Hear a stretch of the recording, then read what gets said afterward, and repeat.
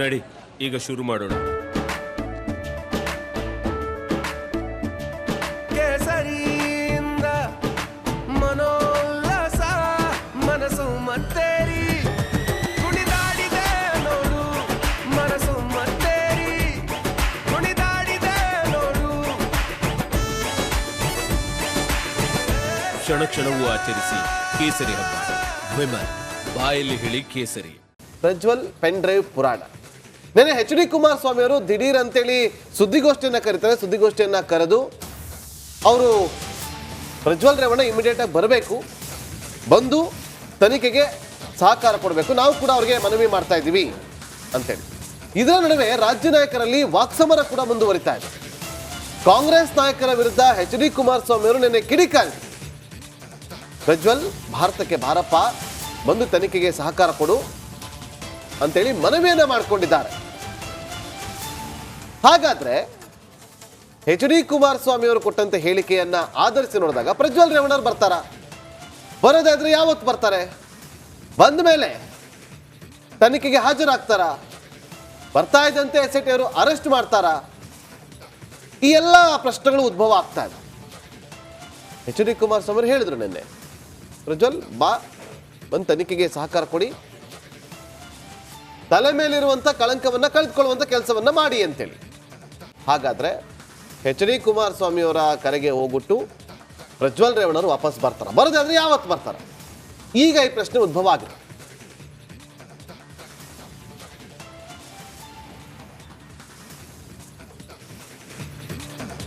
ಈಗಾಗಲೇ ನಾಗೇಂದ್ರ ಬಾಬು ಹೇಳ್ದಂಗೆ ಪ್ರಜ್ವಲ್ ರೇವಣ್ಣ ಒಂದು ವೇಳೆ ಬಂದರೆ ತಕ್ಷಣ ಆ ಎಲ್ಲ ಅಪ್ಡೇಟ್ನ ಎಲ್ಲರಿಗಿಂತ ಮುಂಚೆ ರಿಪಬ್ಲಿಕ್ ಕನ್ನಡ ನಿಮ್ಮ ಮುಂದಿಡುತ್ತೆ. ಪ್ರಜ್ವಲ್ ರೇವಣ್ಣ ವಾಪಸ್ ಬನ್ನಿ ಅಂತ ಚಿಕ್ಕಪ್ಪ ಮಾಜಿ CM HD ಕುಮಾರಸ್ವಾಮಿ ನಿನ್ನೆ ಕರೆ ಕೊಟ್ಟರು.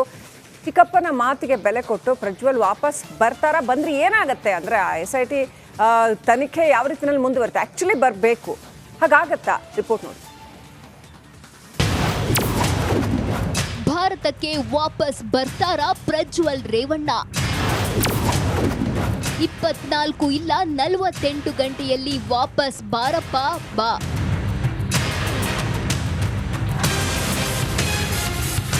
ಕೈ ಮುಗಿದು ಬೇಡ್ತೇನೆ, ಪ್ರಜ್ವಲ್ ವಾಪಸ್ ಬಾರಪ್ಪ.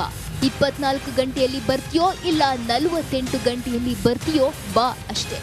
ಕೈ ಜೋಡಿಸಿ ನಾನು ಮನವಿ ಮಾಡ್ತೇನೆ ಮಾಧ್ಯಮ ಸ್ನೇಹಿತರ ಮುಖಾಂತರ, ಇವತ್ತು ದೇಶಕ್ಕೆ ವಾಪಸ್ ಬಂದು ಯಾವ ಒಂದು ತನಿಖೆ ಇದೆ ಆ ತನಿಖೆಗೆ ಸಂಪೂರ್ಣವಾಗಿ ಸಹಕಾರ ಕೊಡ್ತೀನಿ. ತೀರ್ಮಾನ ಆಗಲಿ, ಎಷ್ಟು ದಿವಸ ಈ ಕಳ್ಳ ಪೊಲೀಸ್ ಆಟ ಅವಶ್ಯಕತೆ ಇದೆ. ಎಸ್, ನೂರಾರು ಹೆಣ್ಣು ಮಕ್ಕಳ ಜೊತೆ ಪಲ್ಲಂಗದಾಟ ಆಡಿದ ಆರೋಪ ಹೊತ್ತು ವಿದೇಶಕ್ಕೆ ಪರಾರಿಯಾಗಿರುವ ಮಹಾಶಯ ಪ್ರಜ್ವಲ್ ರೇವಣ್ಣಗೆ ಚಿಕ್ಕಪ್ಪ ಮಾಜಿ CM HD ಕುಮಾರಸ್ವಾಮಿ ಮನವಿ ಮಾಡ್ತಿರೋದು. ನಾನಿವತ್ತು ತಡೆಯಲಾರದೆ ಇವತ್ತು ನಾನೇ ಮುಂದೆ ಇದ್ರೆ ಹೇಳ್ತಾ ಇದ್ದೆ ನಮ್ಮ ತಂದೆಯವರ ಪರವಾಗಿ. ಅವ್ರಿಗೇನು ಅವರ ಎಂಟೈರ್ ರಾಜಕೀಯದ ಬದುಕನ್ನ ಅವನು ಬೆಳಿಬೇಕು ಅಂತ ಹೇಳಿ ದಾರಿ ಇರ್ತಿದ್ದಾರೆ. ಅವ್ರಿಗೆ ಗೌರವ ತರಬೇಕು ಅನ್ನೋದಿದ್ರೆ ಎಲ್ಲಿದ್ರು ಮುಂದಿನ 24 ಗಂಟೆಲೋ 48 ಗಂಟೆಲೋ ವಾಪಸ್ ಬರೋದ್ರ ಮುಖಾಂತರ ನನ್ನ ಪಕ್ಷದ ಕಾರ್ಯಕರ್ತರಿಗೆ ಸನ್ಮಾನ್ಯ ದೇವೇಗೌಡರು ಗೌರವ ತಗೊಂಬಪ್ಪ ಅಂತೇಳಿ ನಾನು ಇವತ್ತಿನ ಮುಖಾಂತರ ನನ್ನ ಮನೆ. ಹಾಸನ ಸಂಸದನ ರಾಸಲೀಲೆ ಎನ್ನಲಾದ ಈ ಪ್ರಕರಣ ಮುನ್ನೆಲೆಗೆ ಬರ್ತಿದ್ದಂತೆ ಜರ್ಮನಿಗೆ ಎಸ್ಕೇಪ್ ಆಗಿದ್ದ ಭೂಪ ದೇಶ ಬಿಟ್ಟು ಬರೋಬ್ಬರಿ 24 ದಿನ ಕಳೆದಿದೆ. ಒಂದ್ ಕಡೆ ಕುಟುಂಬದ ಮಾನ ಮರ್ಯಾದೆ ದಿಕ್ಕಾಪಾಲಾದ್ರೆ, ಮತ್ತೊಂದೆಡೆ ಪಕ್ಷಕ್ಕಾಗುತ್ತಿರುವ ಡ್ಯಾಮೇಜ್ ಕಂಟ್ರೋಲ್ ಮಾಡಲು ಕುಮಾರಸ್ವಾಮಿ ಪ್ರಜ್ವಲ್ಗೆ ಮನವಿ ಮಾಡಿದ್ದಾರೆ. ಈ ಮಧ್ಯೆ ಪ್ರಜ್ವಲ್ ಬರುವ ನಿರೀಕ್ಷೆಯಲ್ಲಿಯೇ ಮನವಿ ಮಾಡಿದ್ರ ಕುಮಾರಸ್ವಾಮಿ ಎಂಬ ಅನುಮಾನ ಕಾಡಿದೆ. ಪ್ರಜ್ವಲ್ ಬಂದ್ರೆ ಸಂಕಷ್ಟದಿಂದ ಪಾರಾಗ್ತಾರಾ? ಏಪ್ರಿಲ್ 26ರ ಸಂಜೆ ವಿದೇಶಕ್ಕೆ ಎಸ್ಕೇಪ್ ಆದ ಪ್ರಜ್ವಲ್ ರೇವಣ್ಣಗೆ ಕಾನೂನಿನ ಕಂಟಕ ಏನು ತಪ್ಪಿದ್ದಲ್ಲ. ಈಗಾಗಲೇ ಬ್ಲೂ ಕಾರ್ನರ್ ಲುಕ್ಔಟ್ ನೋಟಿಸ್ ನೀಡಿರುವ SIT ಅಧಿಕಾರಿಗಳು ಪಾಸ್ಪೋರ್ಟ್ ರದ್ದತಿಗೂ ವಿದೇಶಾಂಗ ಇಲಾಖೆಗೆ ಪತ್ರ ಬರೆದಿದ್ದಾರೆ. ರೆಡ್ ಕಾರ್ನರ್ ನೋಟಿಸ್ ತಯಾರಿ ನಡೆಸಿದ್ರು. ಚಾರ್ಜ್ ಶೀಟ್ ಸಲ್ಲಿಕೆಯಾಗುವವರೆಗೂ ನೋಟಿಸ್ ನೀಡುವುದು ಅಸಾಧ್ಯ ಎನ್ನಲಾಗಿದೆ. ಹೀಗಾಗಿ ಪ್ರಜ್ವಲ್ ಬಂಧನ ಫಿಕ್ಸ್. ಆದ್ರೆ ಬರೋದು ಯಾವಾಗ ಎನ್ನುವುದೇ ಎಲ್ಲರಿಗೂ ಕಾಡುತ್ತಿರುವ ಪ್ರಶ್ನೆ. ಪ್ರಜ್ವಲ್ ಮುಂದಿನ ನಡೆ ಇಂದು ಇಲ್ಲ ನಾಳೆ ಭಾರತಕ್ಕೆ ಪ್ರಜ್ವಲ್ ಆಗಮನ ಸಾಧ್ಯತೆ. ಎಸ್ಐಟಿ ಮುಂದೆ ಹಾಜರಾಗಿ ಪಕ್ಷಕ್ಕಾದ ಡ್ಯಾಮೇಜ್ ಕಂಟ್ರೋಲ್. ಎನ್ಡಿಎ ಮಿತ್ರ ಆಗಿದ್ದ ಕಾರಣ ಚುನಾವಣೆ ಹಿನ್ನೆಲೆ ಎಸ್ಕೇಪ್. ಚುನಾವಣೆ ಮುಗಿದ ಕಾರಣ ವಾಪಸ್ ಬರೋದು ಫಿಕ್ಸ್. ಬೆಂಗಳೂರಿಗೆ ಬಂದ ತಕ್ಷಣ ಜಾಮೀನು ಅರ್ಜಿ ಸಲ್ಲಿಕೆ ಸಾಧ್ಯತೆ. ಒಟ್ಟಾರೆ ಕುಮಾರಸ್ವಾಮಿ ಹೇಳೋದಕ್ಕೂ ಪ್ರಜ್ವಲ್ ಬರೋದಕ್ಕೂ ಒಂದಕ್ಕೊಂದು ಸಂಬಂಧ ಇದೆಯಾ ಎಂಬ ಅನುಮಾನ ಕಾಡಿದೆ. Bureau report, republic Kannada. Update ಪಡ್ಕೊಳ್ಳೋಣ. ಪ್ರತಿನಿಧಿ ಸತೀಶ್ ಕನೆಕ್ಟ್ ಆಗಿದ್ದಾರೆ. ಸತೀಶ್, ಒಂದು ಮಾತಿತ್ತು ಕಳೆದ ಹಲವು ದಿನಗಳಲ್ಲಿ, ಕುಟುಂಬದವ್ರಿಗೆ ಗೊತ್ತಿಲ್ವಂತೆ ಪ್ರಜ್ವಲ್ ಎಲ್ಲಿದ್ದಾರೆ ಅಂತ ಅನ್ನೋವಂಥದ್ದು ಒಂದು ಮಾತಿತ್ತು. ಅಥವಾ ಗೊತ್ತಿರ್ಬೋದೇ ಏನೋ, ಇವರೆಲ್ಲ ದೊಡ್ಡ ದೊಡ್ಡ ರಾಜಕಾರಣಿಗಳು ಏನು ಬೇಕಾದರೂ ಮಾಡ್ತಾರೆ, ಈ ಥರದ್ದು ಕೂಡ ಇತ್ತು. ಆ್ಯಕ್ಚುಲಿ ನಿಮಗಿರೋ ಗ್ರೌಂಡ್ ರಿಪೋರ್ಟ್ ಪ್ರಕಾರ ಏನಿದೆ ಪರಿಸ್ಥಿತಿ? ಕುಮಾರಸ್ವಾಮಿ ಅವರು ಈಗ ಪ್ರಜ್ವಲ್ ಬಾರಪ್ಪ ಅಂತ ಹೇಳಿದಾರಲ್ಲ, ಪ್ರಜ್ವಲ್ ಬರೋ ಚಾನ್ಸ್ ಎಷ್ಟು ಮಟ್ಟಿಗಿದೆ ಸತೀಶ್?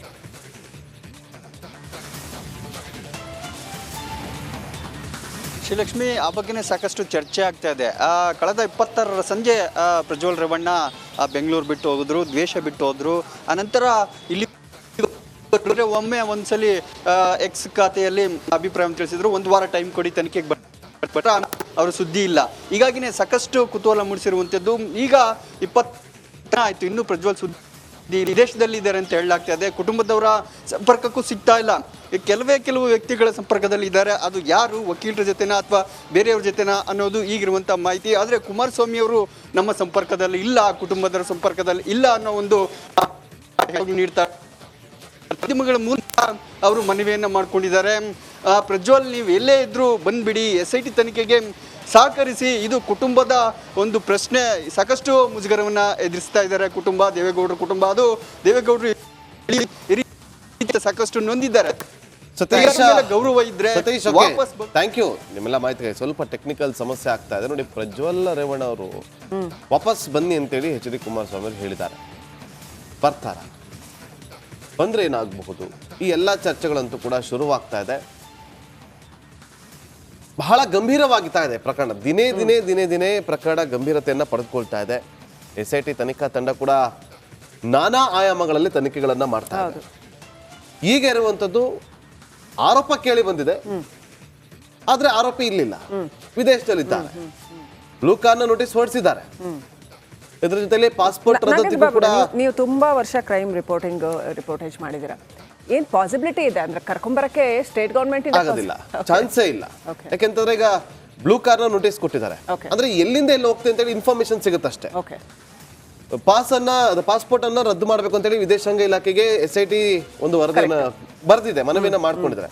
ಅದ್ರಲ್ಲಿ ಅವ್ರಿಗೆ ರೆಡ್ ನೋಟಿಸ್ ಕೊಡೋದಕ್ಕೆ ಬರೋದಿಲ್ಲ. ರವಿ ಪೂಜಾರಿ ಕೇಸಲ್ಲಿ ರೆಡ್ ನೋಟಿಸ್ ಅನ್ನ ಕೊಟ್ಟಿದ್ರು. CM ಸಿದ್ದರಾಮಯ್ಯ ಅಂದ್ರೆ CM ಸಹಿ ಹಾಕಿದ್ರೆ ಅದನ್ನ ಕರ್ಸ್ಬೋದು ಅಂತೆಲ್ಲ ಇತ್ತು. ಯಾಕಂದ್ರೆ ಅದು ದೇಶ ವಿರೋಧಿ ಚಟುವಟಿಕೆಯಲ್ಲಿ ಭಾಗಿಯಾಗಿದ್ದಂಥವ್ರಿಗೆ, ಭಯೋತ್ಪಾದಕ ಕೃತ್ಯಗಳಲ್ಲಿ ಭಾಗಿಯಾಗಿದ್ದಂಥವ್ರಿಗೆ, ಅವ್ರೇನಾದ್ರೂ ವಿದೇಶದಲ್ಲಿ ತಲೆಮರೆಸ್ಕೊಂಡಿದ್ರೆ ಅವ್ರಿಗೆ ರೆಡ್ ಕಾರ್ನ ನೋಟಿಸ್ ಅನ್ನ ಹೊರಡಿಸುವಂತ ಸಾಧ್ಯತೆಗಳು ಇಂಟೆಲಿಜೆನ್ಸ್ ಥ್ರೂ ಮಾಹಿತಿಯನ್ನ ಕಲೆಕ್ಟ್ ಮಾಡಬಹುದು ಇವರು. ಆಲ್ರೆಡಿ SIT ಅವರೇನು ಸುಮ್ಮನೆ ಕೂತಿರೋದಿಲ್ಲ. ಆಲ್ರೆಡಿ ಅವ್ರು ಎಲ್ಲೆಲ್ಲಿ ಇರ್ತಾರೆ, ಅವ್ರ ಮೂವ್ಮೆಂಟ್ ಏನು, ಎಲ್ಲೋದ್ರ ಮೇಲೂ ಕೂಡ ಕಣ್ಣು ಇಟ್ಟಿರ್ತಾರೆ. ಆದ್ರೆ ಒಂದು ದೇಶದಿಂದ ಇನ್ನೊಂದು ದೇಶಕ್ಕೆ ಹೋಗಿ ಅವರನ್ನ ಅರೆಸ್ಟ್ ಮಾಡ್ಕೊಂಡು ಬರೋದಿಲ್ಲ, ಅದು ಚಾನ್ಸ್ ಇಲ್ಲ, ಅದು ಒಪ್ಕೊಳ್ಳೋದಿಲ್ಲ. ಇವ್ರೇನಾದ್ರೂ ಹೋಗಿ ಅಲ್ಲಿ ಅರೆಸ್ಟ್ ಮಾಡ್ಬಿಟ್ರೆ ಅಲ್ಲಿ ಇವರೇ ಅರೆಸ್ಟ್ ಆಗಿ ಹೋಗ್ತಾರೆ.